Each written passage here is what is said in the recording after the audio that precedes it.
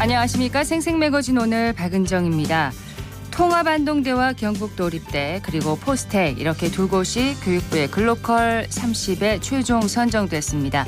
2025년 3월 통합을 목표로 하고 있는 국립안동대와 경북도립대는 전국 최초의 국공립대 통합대학으로 한국국학진흥원 등 경북도의 7개 교육연구기관과 통합 운영하면서 인문학에 특화한 공공형 대학 혁신 모델을 만들 계획이고요. 포스텍은 2차 전지와 수소 등 경북 지역 전략산업 경쟁력을 높이고 지역 기업에 집중 투자해서 유니콘 기업을 육성한다는 목표입니다. 올해 처음 시작한 글로컬 대학 사업은 지역 대학의 혁신을 이끌어서 지역과의 동반 성장을 이끌어내는 프로젝트인데요. 아쉽게 대구권 대학들은 예비 지정에서 모두 탈락해서 충격을 주기도 했습니다. 교육부는 이번에 선정된 대학을 포함해 2026년까지 글로컬 대학 30곳을 선정할 계획인데요. 다음 선정 때는 대구권 대학들도 이름을 올려서 지역의 발전과 국가 균형 발전 함께 이끌 수 있기를 바랍니다. 11월 14일 화요일 생생매거진 오늘입니다. 먼저 안동과 포항 울릉 연결해서 그곳 소식과 날씨 듣겠습니다. 안동입니다. 오늘 아침 안동 영하 1도, 의성과 청송은 영하 5도로 떨어지면서 북부 지역 공기가 많이 차가웠는데요. 낮 기온은 14도 안팎까지 올라 일교차가 10도에서 15도 이상 크게 벌어지겠습니다. 또 현재 대기가 매우 건조합니다. 각종 화재 예방에 각별히 유의하시길 바랍니다. 안동시는 국립민속박물관을 안동에 건립하기 위해 국회의원 회관에서 국립민속박물관 지역관 건립 학술 포럼을 개최했습니다. 이번 포럼은 공공문화시설의 지방 이전 확대를 통한 지역 균형 발전과 사라져가는 지역 전통 민속문화의 보존과 활성화 방안을 모색하기 위해 마련됐는데요.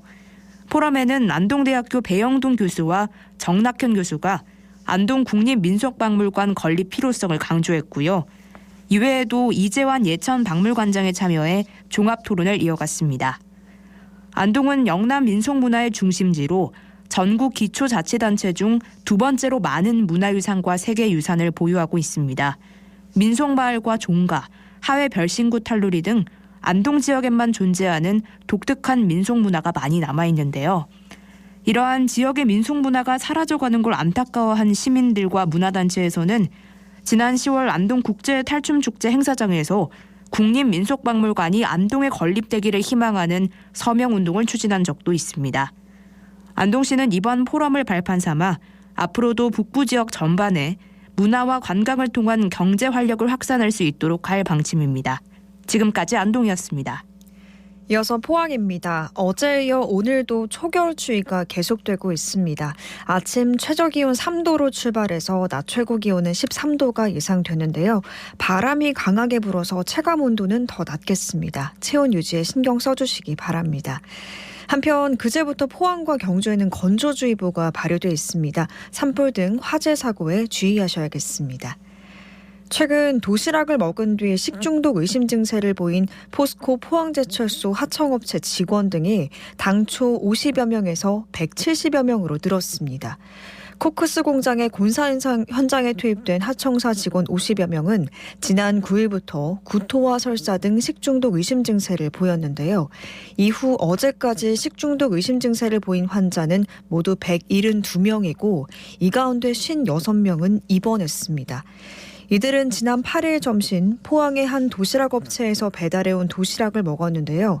해당 업체는 이날 포항제철소 내 하청사를 비롯해서 여러 곳에 도시락 448개를 배달했습니다. 이렇게 식중독 의심 환자가 잇따라 나오면서 대구식약청과 경북도, 포항시는 현장 대응 협의체를 구성해서 역학조사에 나섰고요. 도시락 보존식과 병원에서 진료 중인 환자들의 검체에 대한 검사를 경북도 보건환경연구원에 맡겼습니다. 포항시는 식중독 등이 확인되면 이 도시락 업체에 행정처분을 할 예정이고요. 포스코는 해당 도시락 업체의 배달을 현재 중지시켰습니다. 지금까지 포항이었습니다. 이어서 울릉입니다. 울릉도와 독도의 북서에서 북풍에 약간 강한 바람이 불면서 구름 많은 하늘 보이고 있습니다. 기온은 어제보다 2.4도 높은 8.6도, 습도는 52%입니다. 어제보다는 기온이 상승했지만 바람이 불면서 체감 온도는 낮겠습니다. 동해 중부 안쪽 먼바다에는 서에서 북서풍이 불며 바다의 물결은 0.5에서 1.5m로 잔잔하겠습니다.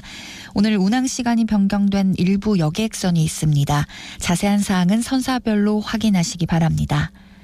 해양수산부가 오징어 어획 부진 등으로 어려움을 겪고 있는 울릉군 연안복합 어업인의 민생 안정과 오징어 소비자 가격 안정 등을 위해 척당 최대 2천만 원까지 긴급 경영 안정 자금을 지원한다고 13일 밝혔습니다. 대상은 10톤 미만 무동력 어선 또는 동력 어선 한 척으로 하는 어업입니다.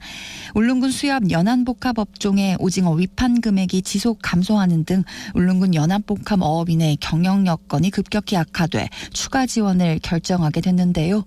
긴급 경영 안정자금을 지원받고자 하는 울릉군 연안복합어업인은 오는 12월 29일까지 수협은행 영업점이나 회원조업을 통해 신청하시면 되고 대상자는 척당 최대 2천만 원까지 1년간 대출을 받을 수 있습니다. 이번 지원이 어려움을 겪는 울릉군 연안복합어업인 경영난 극복에 조금이나마 도움이 되기를 바랍니다. 지금까지 울릉이었습니다.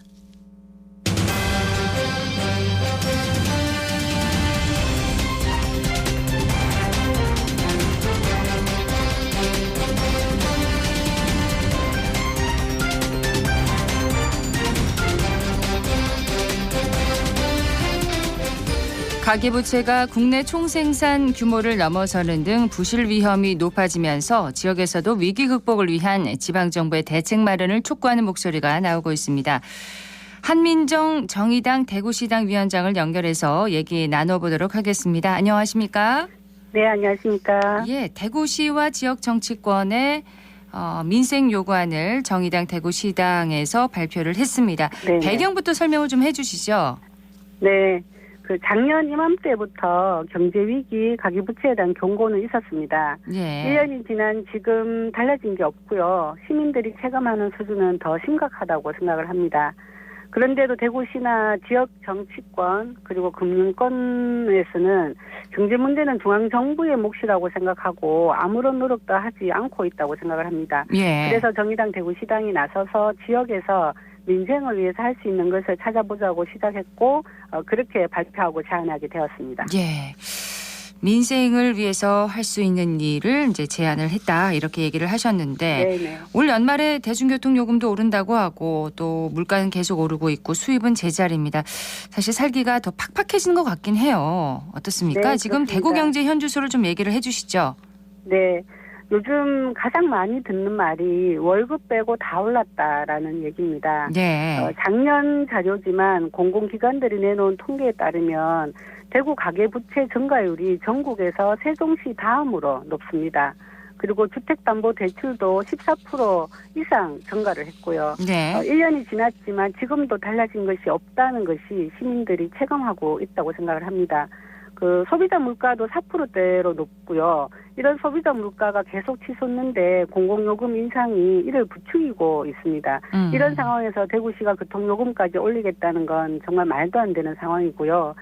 대구시 계획을 보면 300원 인상이 유력한데 네. 카드로 할 경우에는 1,550원입니다. 또한 지하철 요금도 내년 4월쯤에는 거리마다 다르게 구간을 나눠서 100원 또는 200원을 올리겠다는 계획을 세우고 있습니다. 예. 이것이 당장 크게 미치는 영향은 작다고 볼 수 있겠지만 교통요금은 가계에 미치는 영향이 크기 때문에 서민들 살림살이가 더욱더 힘들어질 거라고 생각을 하고 있습니다.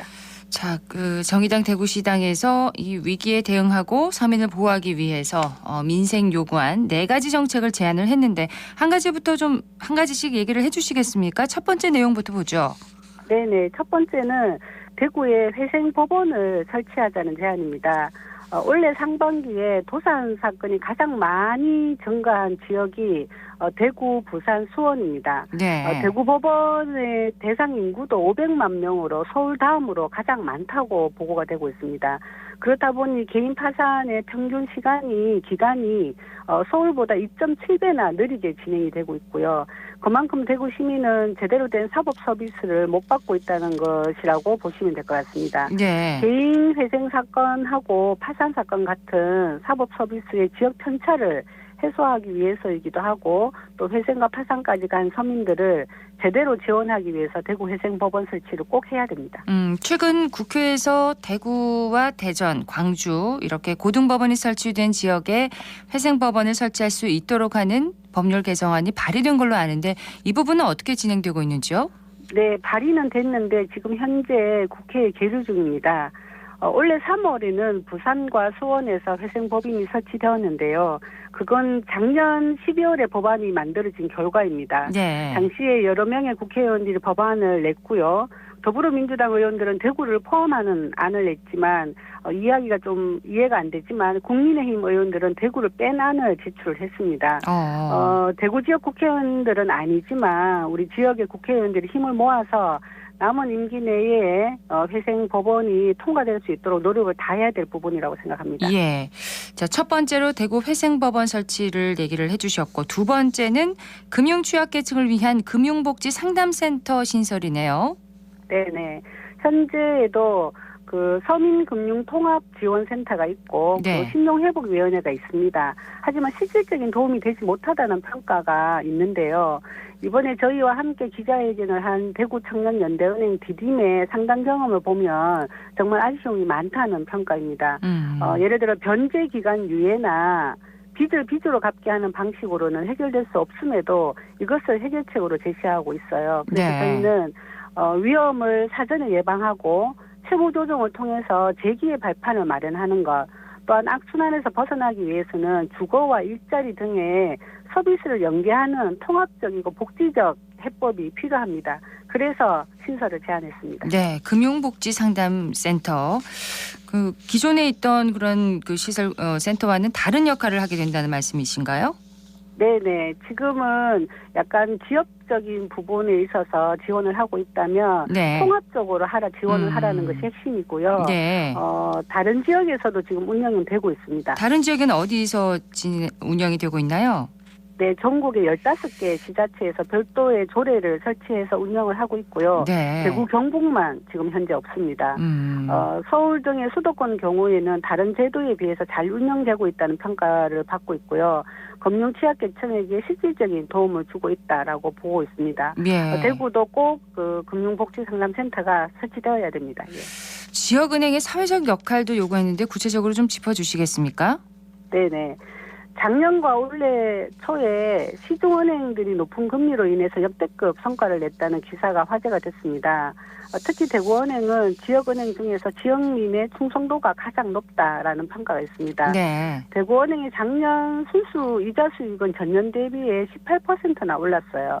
하지만 서민들이 금리 인하를 요구했을 때 수용하는 비율은 가장 낮습니다. 예를 들어서 부산은행의 경우는 58%를 수용을 한다면 대구은행은 35%만 수용을 하고 있어서 되게 당황스러운 상황인데요. 네. 결국 대구은행은 4년 전보다 10배가 커진 150억 원대의 성과급 규모를 보여주고 있습니다.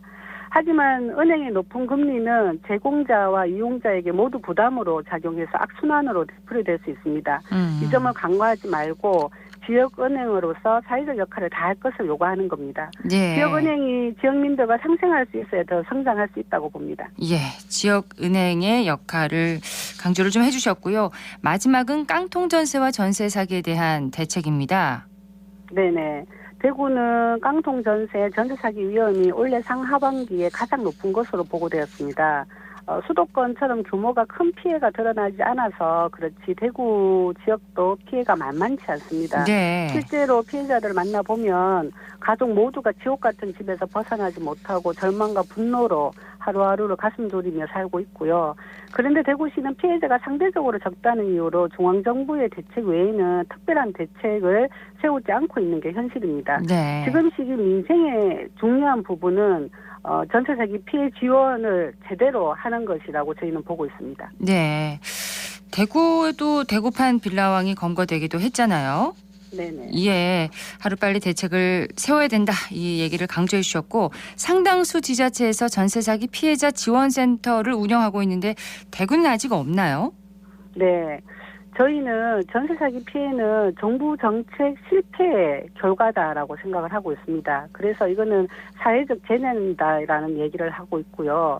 근데 대구시는 4인 간의 거래로만 보면서 개인의 책임으로 돌리고 있습니다. 네. 그래서 대구시는 토지정보과에서 피해 접수 신청을 받아서 피해 인증 절차만 진행하고 있고 대책이라는 것이 아주 미미하거나 없습니다.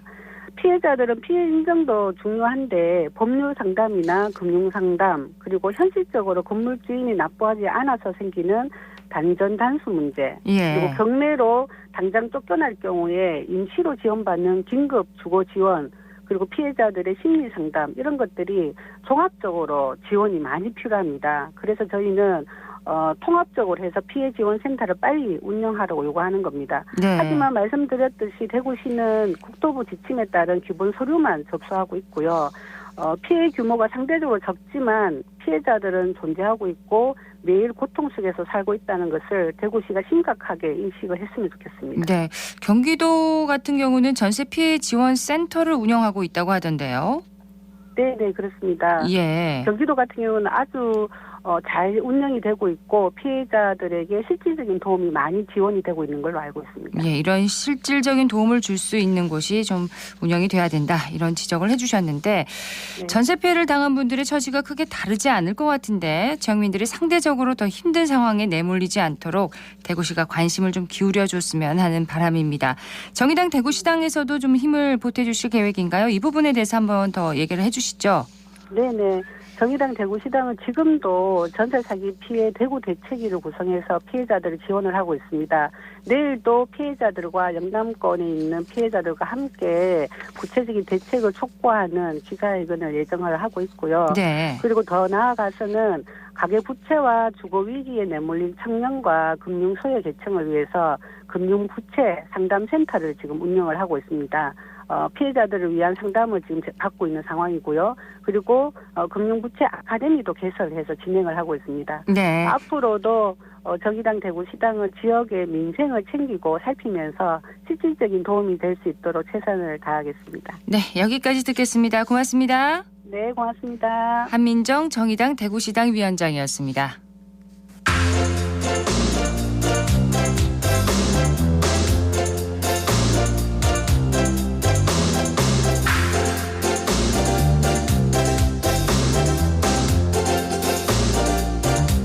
대구도시철도 시민의 발이 되어주고 있죠. 이곳 대합실에 문화행사가 열려서 시민들이 즐거운 시간을 보냈다고 하네요. 박나인 리포터가 다녀왔다고요?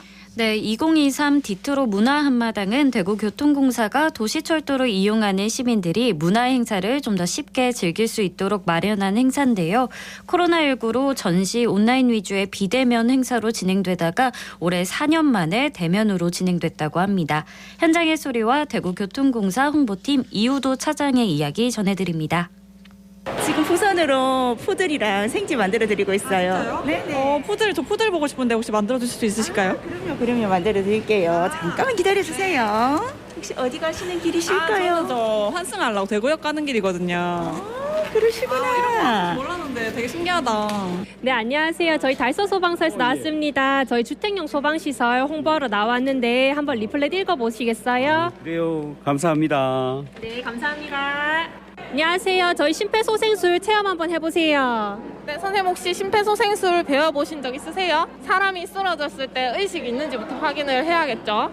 의식, 어깨를 두드리면서 괜찮으세요? 확인을 한 다음에 예, 공사 대표 가을 축제인 디트로 문화 한마당은 지역 예술단체와 동호인들이 그동안 준비하였던 솜씨를 뽐낼 수 있는 장소를 마련하고 시민들께는 도시철도를 이용하며 다양한 문화예술을 경험하고 즐길 수 있도록 준비한 행사입니다. 도시철도 공간은 일상생활 속에서 가장 손쉽게 만날 수 있는 공간인데요. 저희는 교통수단뿐만 아니라 문화공간, 사무공간, 편의공간 등 필요하시는 공간들을 마련해 놓았습니다. 이번 행사로 그동안 코로나로 위축되었던 지역 문화가 활성화되는 데 도움이 되었으면 합니다. 공사는 행사 기간뿐만 아니라 평상시에도 도시철도를 이용하면서 일상 속 즐거움을 느끼실 수 있도록 노력하겠습니다.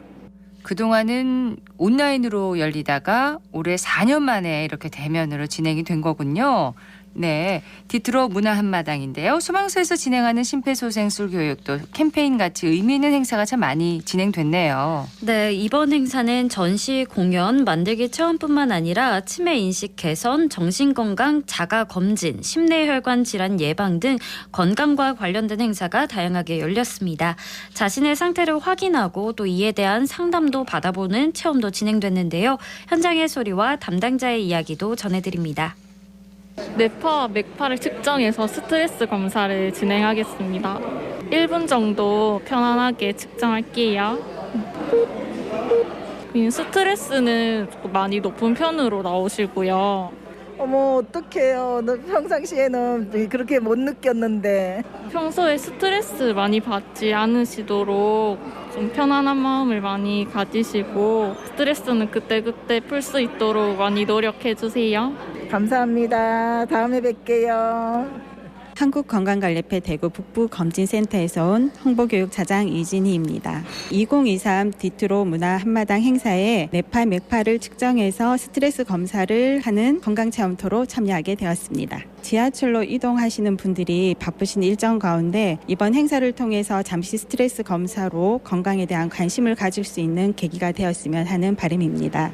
이번 건강체험을 하시고 시민분들이 본인의 스트레스 정도를 보면서 놀라기도 하고 재미있어도 하시면서 건강관리에 대한 다짐도 보여주셨습니다. 저희 협회에서는 앞으로도 이렇게 시민분들을 대상으로 하는 건강 캠페인들을 지속적으로 진행해서 건강검진에 대한 인식 제고를 위해서 노력하도록 하겠습니다. 도시철도에서 이렇게 다양한 그런 행사가 진행될 수 있는 공간이 있다는 게 참 새롭게 느껴집니다. 네, 올해는 총 76개 기관과 단체가 참여해서 84개의 행사를 진행했는데요. 장소와 시간에 따라서 다양하게 열렸기 때문에 남녀노소 누구나 즐겁게 참여하는 모습이었습니다. 바쁘게 이동하다가도 잠시 공연을 관람하고 체험도 하면서 이런 행사가 자주 있었으면 좋겠다고 말하는 시민분들이 많았는데요. 네. 시민들의 이야기도 들어보시죠. 지금 용산역 주변에 살고 있는 23살 대학생인 겁니다.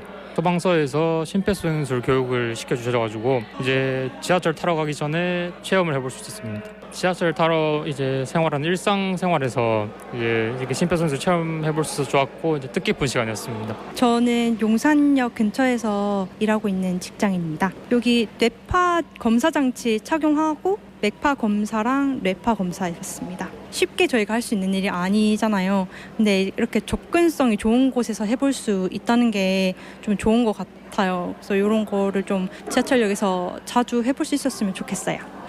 그리고 뭐 보니까 용산역이나 다른 역에서도 공연이랑 뭐 체험 행사가 다양하게 있는 것 같더라고요. 그래서 기대가 되고 다른 역에 가서도 한번 해볼 생각입니다. 저는 장기동 살고 있는 주민입니다. 저도 이렇게 지나가다가 여기 내렸는데 보다 보니까 너무 그림이 예쁘길래 한번 봤는데 너무 잘 그렸더라고요. 저번에도 뭐 이렇게 그림 전시도 하고 여러 가지 전시가 많았는데 특히 여기 전시가 좀 의미가 깊은 것 같아요. 합작이더라고요. 청각장애우분들하고 또 비장애인하고 같이 그리셨다고 하니까 좀 더 의미가 있는 것 같아요. 그림 보면 좀 마음이 좀 몽실몽실해지는 것 같은데 이렇게 일부러 전시해 주셔서 고맙습니다. 네, 시민들의 반응이 가장 좋았던 프로그램은 어떤 프로그램이었을까요? 네, 가수 초청 공연이나 국악 공연에도 많은 관심이 있으셨는데요. 또 머그컵 만들기, 또 한지공예 체험 등 이런 만들기 체험 행사도 많이 참여하셨습니다. 네. 이렇게 스쳐 지나가는 공간에서 시민들이 이렇게 활동할 수 있는 공간이 마련돼서 뜻깊은 시간을 보내셨는데요. 이번 행사는 1, 2, 3호선 주요 역사에서 지난 주말까지 진행되어서 이렇게 즐거운 추억을 많이 만들었습니다. 앞으로도 이런 다양한 행사가 진행돼 단순히 타고 내리는 운송수단을 넘어서 도시철도가 문화와 예술을 향유하고 일상의 즐거움을 얻을 수 있는 공간이 되길 기대해 봅니다. 네, 대구교통공사가 코로나 이후 4년 만에 대면으로 마련한 디트로 문화 한마당, 보건소와 소방서, 국립대구과학관 등 70여 개 기관과 단체가 참여해서 많은 공연과 전시, 캠페인 등이 펼쳐졌다는 소식 들었습니다. 박나영 리포터 소식 잘 들었습니다. 네, 고맙습니다.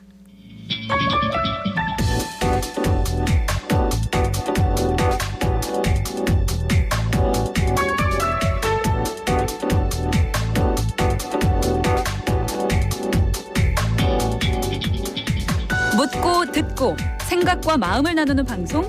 지금 여러분께서는 대구 경북을 보고 듣는 생생 매거진 오늘을 함께하고 계십니다.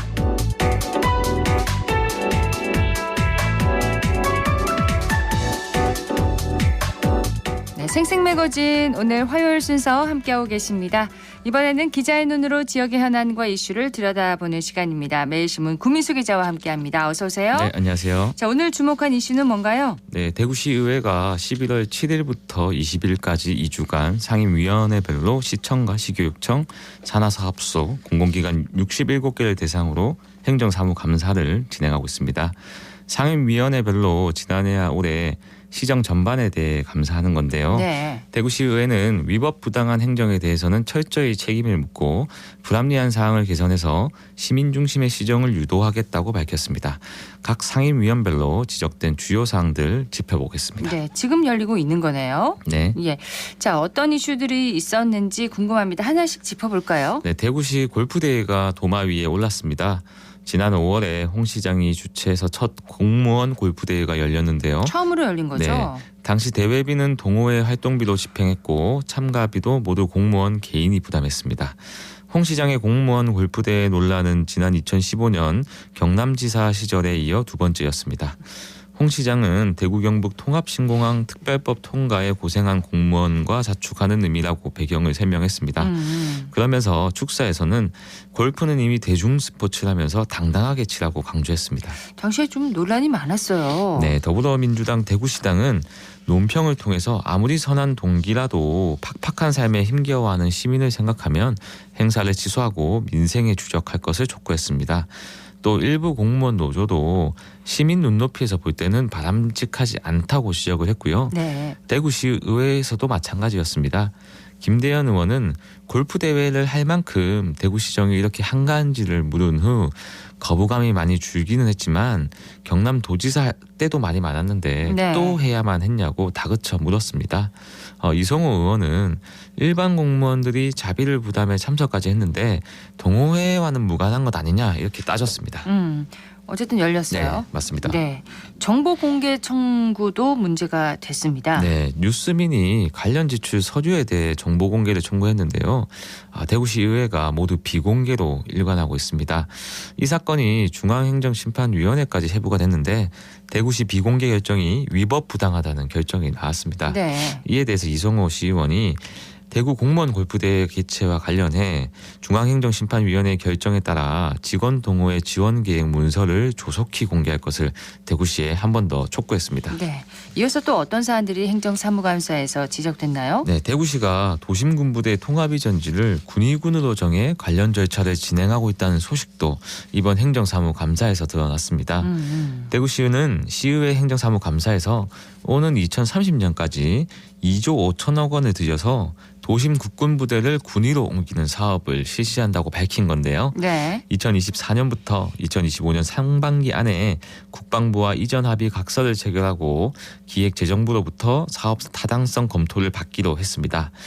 이른바 밀리터리 타운 조성 사업에는 칠곡, 영천, 상주, 의성 등이 유치에 나섰지만 지난 10월 13일 홍준표 대구시장은 군위 군민체육대회에서 군부대는 군위로 이전하겠다 공개적으로 밝혔습니다. 네. 전임 대구시장 관사를 전문 임기제인 이종헌 신공항 건설 특보가 사용하고 있는 것, 이것도 지적된 걸로 알고 있는데 네. 이건 어떤 내용인가요? 네, 대구시 의회가 전임 시장 간사를 신공항 건설 특보가 사용하고 있는 점도 따져 물었던 건데요.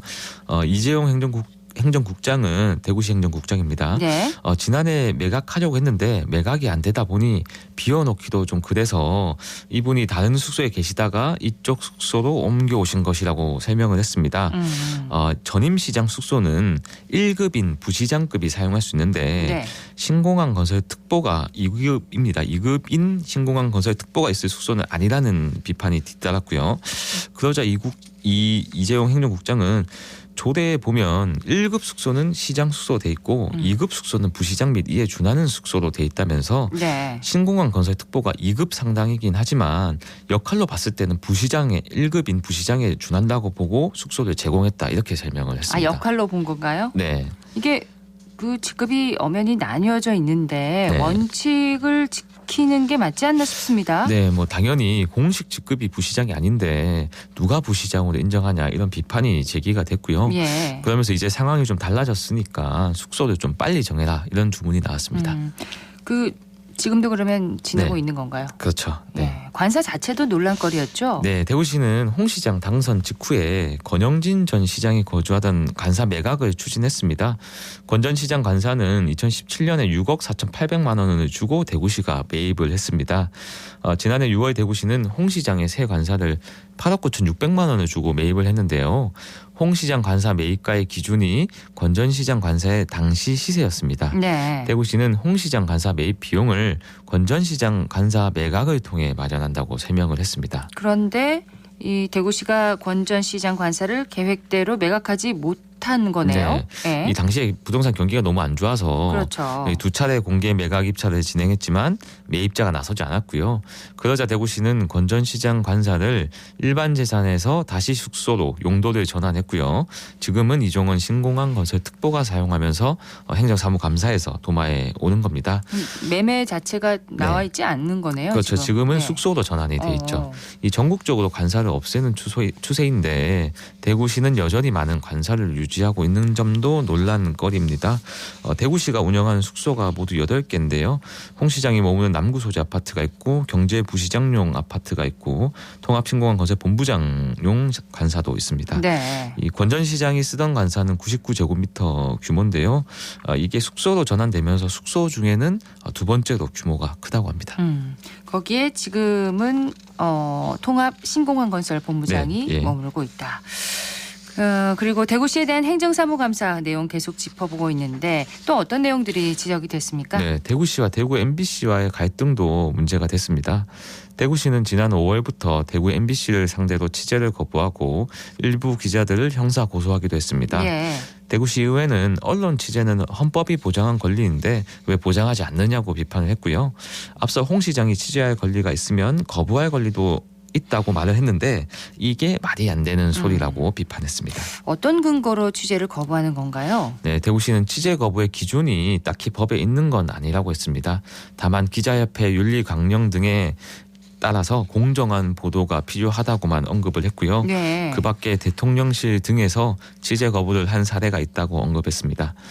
이에 대해서 대구시 의회는 언론 탄압으로 비칠 수 있는 이러한 상황을 잘 참작해야 한다고 지적을 했습니다. 대구시는 공권력을 행사하는 권력기관이라는 걸 잊어서는 안 된다면서 대구 MBC에 대한 자극적인 대응을 자제하라고 주문했습니다. 신청사 문제도 이번 네. 행정사무감사에서 뜨거운 감자였죠? 네.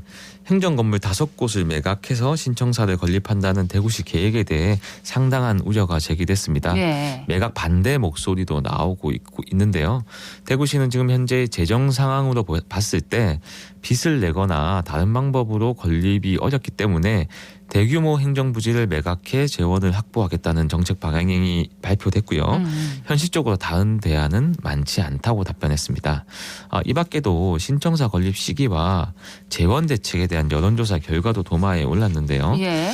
앞서 대구시는 대구 시민들을 상대로 신청사 건립 시기를 물은 결과 시 재정 상태가 호전될 때까지 보류할 필요가 있다는 응답이 80%가 넘었다고 밝힌 바 있습니다.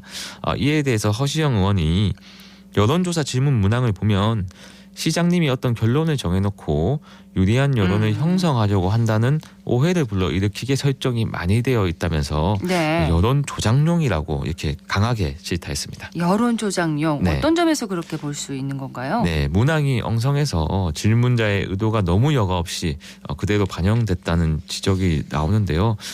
빚을 내서 신청사를 지으면 뭐 좋겠냐 아니냐 이런 취지였는데 거기에 대해서 당연히 이제 빚에 대해서는 시민들이 거부감을 가지니까 반대할 게 뻔하지 않습니까? 그렇죠. 뭐 그런 어떤 질문자의 의도에 따라 편향되게 결과가 나올 수밖에 없는 그런 조사 방식이었다는 지적이었고 네. 또 이 뭐 이런 건 의견이긴 하겠지만 뭐 파워풀 대구에 너무 어울리지 않는 비겁한 여론 전환용 뭐 이런 비판까지 나왔습니다. 아, 그렇군요. 네.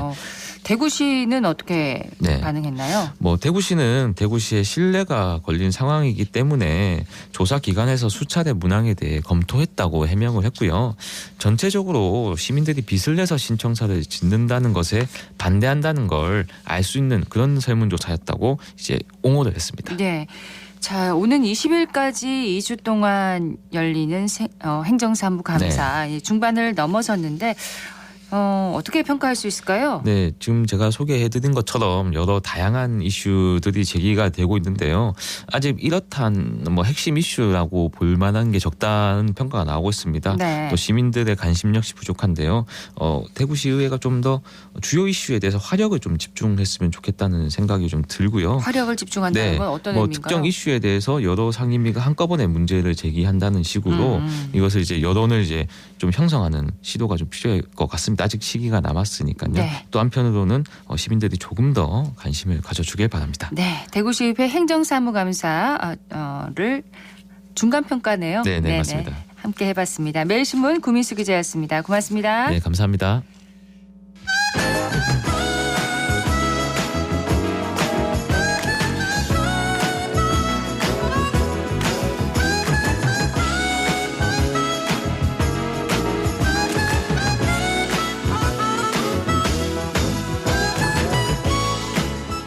미국의 기준금리가 2회 연속 동결됐지만 역대 최고 수준의 고금리 상황 여전히 지속되고 있습니다. 나홀로 독주를 펼치고 있는 미국 경제와 그에 반해 경기 침체가 우려되는 중국 그리고 반도체를 중심으로 회복을 기대하는 한국 경제까지 주식과 채권 전망 등을 중심으로 살펴보도록 하겠습니다.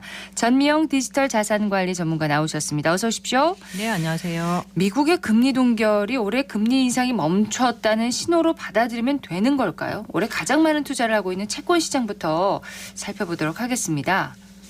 네, 이번 달 들어서 지금 미국 장기채가 5%대를 터치하고 지금 현재 내려오고 있는데요. 네. 최근 채권 시장의 상황은 긴축 정책에 따른 어떤 이제 경기 하강이라는 것이 전혀 반영되고 있지는 않고 있는 것 같아요. 5월 말부터 현재까지 기준금리는 현재 0.25%죠. 0.25% 인상에도 불구하고 이 10년 금리는 현재 1.2%나 상승했습니다. 그만큼 10년 장기채가 많이 떨어진 건데요. 장기채 가격이 많이 떨어진 것은 그 고금리에 따른 영향이 어떤 지표로 확인될 때, 지표라는 것은 고금리이면 경기 하강에 대한 이제 이슈인데요. 이것이 될 때 보통 장기채 중심으로 해서 많이 이제 가격이 올라가는데 지금은 오히려 경기가 그렇게 나쁘지는 않은 거죠. 미국 상황이. 그래서 이 장기채의 금리도 오를 것이라고 보고 지금 많이 떨어져 있는 상태입니다. 그렇지만 앞으로 계속 이제 시간이 지남에 따라 고금리 영향은 있지 않냐 이렇게 보고 있고 이렇다면 12월부터는 장기채 중심으로 강세 전환이 되지 않을까 이렇게 예상하고 있고요. 그만큼 금리 상승에 대한 기대보다는 거의 정점에 오지 않았냐. 그리고 이렇게 된다면 이제 장기채를 투자가들이 사게 되겠죠. 그래서 그렇게 해석하고 있습니다. 채권이나 예금들이 4%에서 5%대 이렇게 나오면서 안전자산에 대한 선호도도 높아지고 있는 거죠? 네, 맞습니다. 뭐 1년짜리 예금 금리가 4, 5%대는 이제 있었을 수도 있는데 지금 10년 이상 장기 금리가 4%대 오는 것은 잘 생각해 보시면 아마 2003년도 뭐 2005년도 사이 20년 전 정도 오는 것입니다. 물론 이런 금리가 상당 기간 갈 수 있는지는 지금 국가별 성장에 따라서 지금 달라질 수 있는 문제인데요. 최근 엔화가 1달러당 151엔까지 떨어졌어요. 그렇습니다. 그래서 지금 최근 국내에도 800원대 지금 엔화가 진입하면서 많은 예금들을 하고 계시는데 이러한 현상이 지금 왜 나타나느냐 한번 생각해 보시면 일본 금리는 현재 제로 금리예요. 0.25%고 지금 미국 금리는 5.5%. 우리도 3.5잖아요. 그럼 그 금리 역전 차이가 1년 금리가 거의 5%가 나는 거죠. 그러네요. 단기 금리만 해도 이렇게 나기 때문에 엔화 약세를 현상이 지금 두드러지고 있는데 최근 엔화 예감들을 하시는 이유들도 이런 이유인데 이것들도 보면 2005년대 이때 환율이 엔화가 700원대, 800원대였거든요. 그렇군요. 그런 것들을 대자비하는 것이라고 보고 있고요. 일본도 서서히 금리 인상을 준비하지 않느냐 이렇게 보고 있고 30년 만에 통화 정책이 바뀔 수 있는 상황이 나오고 있습니다. 네. 지금은 정치나 경제, 사회, 기술적으로 전반적으로 지금 대전한 시기이니만큼 경제 분야도 지금 각국의 처한 어떤 상태에 따라서 많이 달라질 수 있고요. 국가별 대처 능력에 따라서 지금 앞으로도 어떻게 될지 굉장히 유동적인 상황이다 이렇게 보고 있습니다. 그렇습니다. 지금 고금리로 인한 고통 전 세계가 겪고 있는데 금리 수준이 당분간 유지될 것으로 전망하는 이유 물가 때문일까요? 네, 현재 물가가 여전히 우리도 그렇지만 굉장히 높잖아요. 체감 물가요. 네. 그리고 미국 같은 경우도 목표만큼 지금 떨어지지 않고 있고요. 미국은 계속 2%를 고집하고 있습니다. 그런데 현재 수급적인 요인에서 보면 이 떨어지지 않고 있는 물가 수준 세 가지 볼 수 있는데요. 첫 번째는 안보 패키지고요. 두 번째는 지금 셧다운 리스크인데 지금 11월 17일 다시 이제 또 부각이 되고 있거든요. 네. 지난번 이제 합의는 했지만 그게 이제 그 제한부로 이제 되는 거기 때문에 물론 뭐 통과는 어떤 식으로 되겠지만 셧다운 리스크가 이게 존재하고 있고 또 11월 1일부터 지금 24년도 내년도 1월에 채권 발행 계획을 발표했습니다. 그래서 3분기에 재무부 발행량 증가에 대해서 바이든 대통령이 지금 40억 달러의 안보 패키지를 지금 제출하면서 공급 측면에서 지금 압력이 가중됐다. 이게 무슨 말이냐면 네. 채권도 수요 공급이 있지 않습니까? 그렇죠. 많이 이제 발행을 하게 되면 그만큼 이제 공급이 늘어나기 때문에 채권을 사는 사람들이 줄어든다면 요구 금리가 높아질 수 있는 거죠. 네. 국가는 지금 만약에 미 정부는 금리를 뭐 동결한다 하더라도 시장 금리는 올라가게 되는 그런 상황이 올 수 있습니다. 예. 국내 상황은 가계 대출이 많아서 부담이 만만치 않은데 국내 금리는 앞으로는 어떻게 될까요? 국내 같은 경우도 지금 어떻게 되느냐. 지금 현재 우리나라 지금 금리는 추가 인상 가능성이 사실 그렇게 높게 보지 않고 있잖아요. 네. 그 한국도 여러 가지 가계대출 때문에 금리가 고민인데 지금 현재 이 상태로 지금 계속 미국 금리가 간다면 우리도 기준준 금리 생각하시면 2000년도 대비해서 최고 수준으로 우리가 역전이 일어나고 있거든요. 미국과 우리가 네. 거의 이제 그 2% 가까이 지금 역전됐기 때문에 한국도 미국의 지금 금리 역전 폭이 앞으로 미국 금리가 어떻게 가느냐에 따라서 방향이 달라질 것으로 보여지고 있고요. 그런데 국내는 가계 대출 때문에 현재는 계속 동결하고 있는 상황이라고 볼 수 있습니다. 네. 글로벌 주식시장의 조정세가 강했습니다. 지금 주식시장의 영향력이 높은 변수로는 뭐가 있을까요? 네, 현재 미국의 경기와 물가는 바닥을 다지고 반등하고 있지 않냐 이렇게 보고 있는 쪽도 있고요. 예. 또 유동성은 계속 축소되기 때문에 또 여러 가지 지금 주식이나 투자에 부담 요인으로 작용하고 있습니다. 최근 주식시장은 물가와 유동성 이게 이제 역상관관계인데요. 물가가 높으면 금리가 높아지고 유동성을 축소하고 이런 네. 현상이 되는 건데 지금 물가와 금리 방향성이 앞으로 어떻게 되느냐가 이제 주식 회복 강도에 영향을 미칠 것이라 보고 있고요.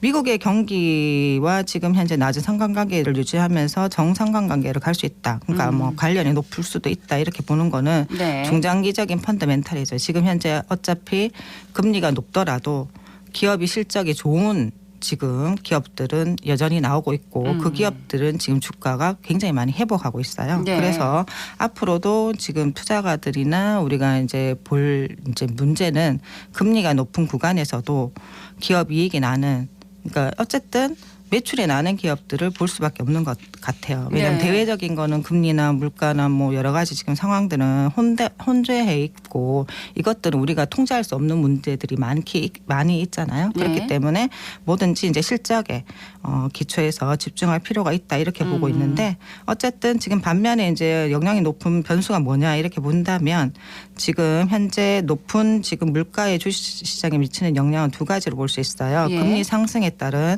할인율 상승인데 이 할인율이라는 게 뭐냐면 조금 어려울 수 있는데 투자 요구 수익률인 거예요. 주식에 투자를 했을 때 요구 수익률이 상승한다. 이렇게 보시면 됩니다. 왜냐하면 우리가 그냥 가만히 있어도 안전자산에서 5%의 수익률이 나온다면 어떤 투자를 했을 때는 그 이상의 10% 이런 걸 요구할 수 있겠죠. 예. 과거에 이제 금리가 낮았을 때는 2%대 금리라면 뭐 5%만 해도 우리가 만족하고 투자를 하는데 예. 지금은 시장의 금리가 어쨌든 안전자산에서 예적금이 4~5%를 준다면 우리가 상가를 투자를 하든 어떤 투자를 했을 때는 그 이상의 많은 것들을 요구하게 되고요. 두 번째는 마진 훼손으로 이어지는 우려감입니다. 그러니까 이익이 감소화되는 우려, 이 두 가지 때문에 부담이 되고 있는 것으로 보입니다. 기초 여건은 탄탄한데 최근 조정세를 보면 결국 가격 하락이 문제일 것 같습니다. 향후 미국 주식시장 방향은 어디를 향할까요? 네, 저도 여러 가지 이제 리서치를 보면 어쨌든 미국은 지금 현재 국채금리 상승에도 불구하고 지금까지는 견조하고 또 지금 현재 회복세도 괜찮아지고 있는 상황인데요. 네. 어쨌든 아까 말씀드린 그런 부분들 지금 11월에 금리 상승 이벤트가 지나면 이익과 마진 개선이 어떻게 되느냐에 따라서 달라질 수는 있는데 주섹터는 IT, 사본제, 헬스케어, 소비재 업종에 주목할 필요가 있다 이렇게 보여집니다. 큰 변동은 없네요. 여전히. 네, 가장 그래도 미국이 좋다고 보고 있고요. 예. 타국가들은 조금 힘든 상황이죠. 그러네요. 미중 정상회담이 지금 예정돼 있습니다. 침체가 이어지고 있는 중국의 상황은 지금 어떻습니까? 네, 중국은 현재 디플레이션 압력이 굉장히 높아지고 있고요. 경기 부양책에 힘을 쏟고 있지만 예전과 같은 경기 부양책은 지금 하지 않고 굉장히 소극적입니다. 그래서 유동성 공급이 실물 경기를 진작하는 효과는 크지 않게 보고 있고요. 지금 중국은 굉장히 디플레이션을 우려할 만큼 지금 경기가 굉장히 좀 침체되어 있다 이렇게 보고 있습니다. 네. 예. 국내 주식시장 연말에는 상승을 기대했는데 지금은 좀 무거워 보여요. 네, 맞아요. 지금 상저하고라고 했는데 지금 대외 환경이 만만치는 않은 상황이고요. 예. 어쨌든 기나긴 침체를 지나서 현재 긍정적으로 보고 있는 것은 한국의 수출이 굉장히 안 좋았는데 이제 조금 플러스 전환하지 않을까 이런 임박해 있다는 긍정적인 요인이 있고요. 어쨌든 우리나라는 수출이 돼야 하는 국가이기 때문에 24년도 내년도에 이제 수출이 얼마나 회복되느냐에 달려 있다고 이렇게 보시면 될 것 같고요. 네. 또한 국내는 이제 내수가 굉장히 어렵잖아요. 가격 대출 때문에 소비 여력이 없기 때문에 이것들이 얼마나 이제 회복되느냐에 달려 있다 이렇게 보고 있습니다. 네. 자, 지금 투자하기 어려운 시장입니다. 좋은 투자 방법이 있을까요? 네, 좋은 투자라는 것은 투자는 인내와 끈기인 것 같아요. 그래서 코로나 시절에 투자 성과 굉장히 좋았잖아요. 그런 것들을 이제 생각하기보다는 우리가 10년 이렇게 걸쳐보면 꾸준한 상승 10에서 요 정도 5% 사이만 나와도 굉장히 만족한 그런 투자가들이 있었잖아요. 그래 현재는 장기 채권만 해도 5%대를 우리가 수익을 이제 취할 수 있는 그런 구간이 됐기 때문에 본인의 투자 수익률이 이제 목표 수익률에 따라서 안전한 투자를 하시고 주식 투자는 좀 긴 호흡을 가지고 인내와 끈기를 가지는 투자 방법이 가장 좋은 것 같습니다. 안전하고 또 긴 호흡을 갖고 투자하라 이렇게 조언을 해주셨습니다. 오늘 어쨌든 경제에서는 11월 금융시장을 살펴봤습니다. 전미영 디지털 자산관리 전문가였습니다. 고맙습니다. 네, 감사합니다.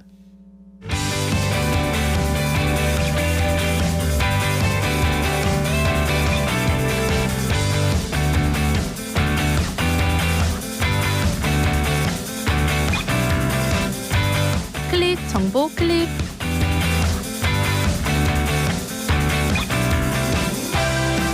야간 관광 명소를 선정하는 대한민국 반밤곡곡 100선에 대구 경북의 20곳이 선정됐습니다. 대구에서는 서문 야시장, 근대골목 밤마실, 이월드, 수성 빈예술제, 별별 상상 칠성 야시장 등 5곳이 선정됐고요. 경북에서는 동궁과 월지, 대릉원, 포항국제불빛축제, 스페이스워크 등 15곳이 선정됐습니다. 이번 선정을 계기로 대구 경북의 야간 관광이 더욱더 활성화되길 바랍니다.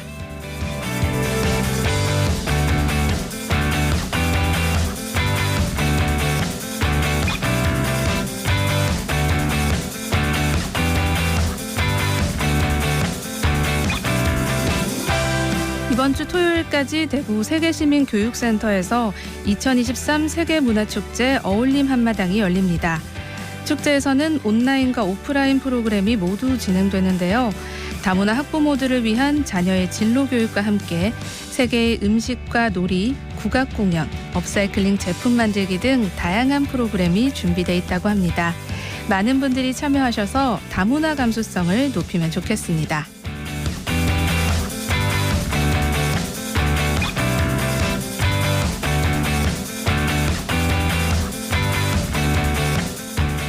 대구교통공사가 이번 주 목요일에 치러지는 2024학년도 대학 수학능력시험에 대비해 특별 수송 대책을 마련했습니다. 수능 당일 등교 시간대인 오전 6시부터 9시 사이에는 도시철도 1, 2, 3호선 열차를 각각 4회씩 12회 증편 운행하고 기존 6에서 9분인 열차 운행 간격도 5분으로 단축합니다. 또한 시험장이 있는 역사 21곳에는 안내요원을 추가 배치해 비상 상황에 대비하고요. 수험생들에게는 핫팩도 나눠줄 예정입니다.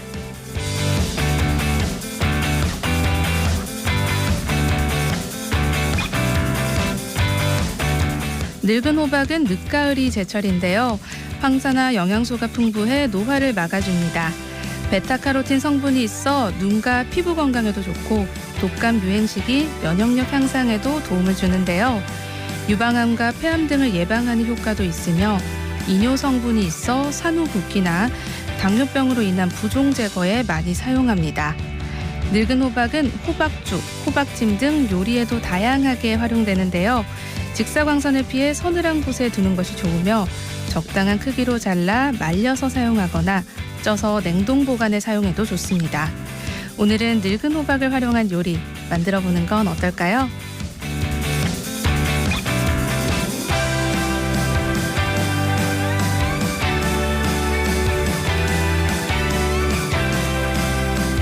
포항 촉발 지진 발생 6년을 맞아 내일 포항공대 내에서 2023 포항지진 국제포럼이 열립니다. 이번 포럼은 동해의 지질학적 잠재력을 주제로 해 발표가 진행될 예정이고요. 포항지진 극복에 기여한 유공자 표창 수여와 포항지진 후 변화와 회복에 대한 디지털 사진전도 준비돼 있습니다.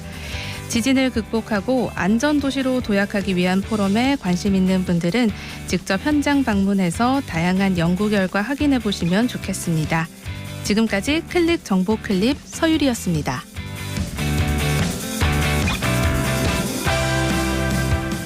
전태일 열사 53주기를 맞아서 옛집 복원과 기념관 건립 작업이 재추진된다는 소식입니다. 사단법인 전태일의 친구들은 어제 대구 중구 남산동에 있는 전태일 열사 옛집에서 53주기 기념식을 갖고 이런 계획을 발표했는데요. 내년 9월 준공을 목표로 3억 원가량을 모금해서 건축비를 마련한다는 방침입니다. 지난 1970년 근로기준법 준수를 외치며 분신한 전태일 열사, 우리나라 노동운동을 상징하는 인물이죠. 그의 정신을 기리고 기념하는 공간이 마련된다면 지역에 의미 있는 유산이 되지 않을까 싶습니다. 생생매거진 오늘 여기까지입니다. 박은정이었습니다. 고맙습니다.